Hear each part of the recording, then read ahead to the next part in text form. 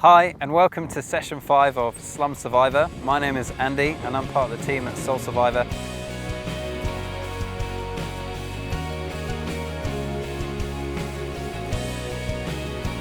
I'm just here in the middle of South Africa, and this might look like a beautiful place, and it is in some ways, but in other ways there's all sorts of horrific stuff that's happening. So we're just near a township that has 80% unemployment, loads of people HIV positive.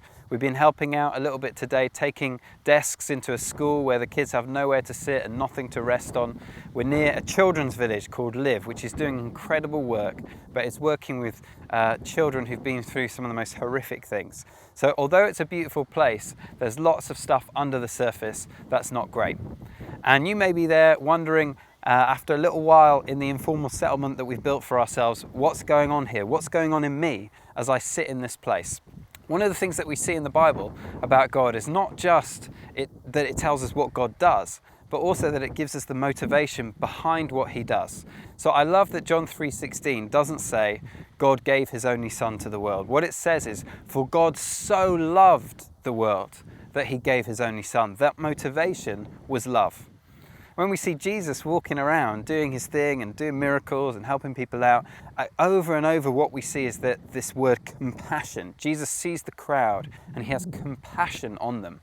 And that word compassion, what it means in the Greek, what it literally means is not just that Jesus felt a little bit sorry for people. It's a much stronger word than that. It means like a tearing of the guts, like a ripping of the intestines almost. It's like Jesus saw these people and his guts were ripped apart for them. It's far deeper than just feeling sorry for them. And with God, he has that depth of feeling for us, but also, as we've been seeing over and over, for the last, the least and the lost. There's a depth of feeling in God for people who are broken and who have nothing. And as part of being his follower, we want to pick up and draw on that depth of feeling. What I've found is that as I worship God, as I spend time singing and praising him, my heart towards him is softened and I grow to love him more. The same sort of thing happens when we serve people and when we help them. Actually, as we spend time doing that, as we spend time putting them first, preferring them, and giving of ourselves to help them, something in us begins to change. We begin to get something of this thing, compassion. And the way that compassion comes about is it's not simply that we think, I have to be compassionate now, I'm going to grit my teeth, I'm going to make myself love you. It's not that, but it's choosing to act. This word compassion that's talked of Jesus, it is always followed by an action. It's not simply a feeling. Compassion is not seeing people on the TV and then thinking, oh, that's a shame, and turning the channel over. It's seeing them and thinking, I can't not do anything about that. As we get to know God more, and actually as we go out and serve people more, that grows in us. And the reason it's so important is because lovers make the best fighters. So we can think, I'm just going to go off and do it. But actually, if we love people, if that thing grows in us, if God puts it in us and it develops as we do his work, it means that we'll stay the course when it gets difficult. And one of the things that keeps me going with this, and I find it hard, but one of the things that keeps me going, there's a passage in Matthew 25, Si referred to it the other day. It's about the sheep and the goats. And Jesus, when he's welcoming the people into heaven, he says that whenever you fed the hungry and you clothed the naked and you gave someone who was thirsty something to drink, or you welcomed a stranger in, or you visited someone in prison, he said, you did it for me. And Mother Teresa talks about the gospel on 5 fingers.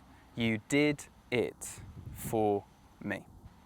I have a lot more compassion for people when I understand that if I'm looking in the eyes of someone who is completely at the end of themselves, I'm actually, in an amazing, crazy way, looking into the eyes of Jesus. And right there, in that moment, with these hands, I have an opportunity to feed Jesus and to give him something to drink and to welcome him in and to give him clothes, so that when I go to bed that night, I can look at my fist, I can look at this hand, and I can say to myself, I did it for him. And when we know that, this compassion thing, it keeps going in us and it grows in us. And as we spend time in this little settlement that we've built for ourselves, God is going to continue to work compassion into us, so that when we leave the settlement that we spend a few days in, we will be broken for the people who have to live in those settlements for their entire lives. We do it for him.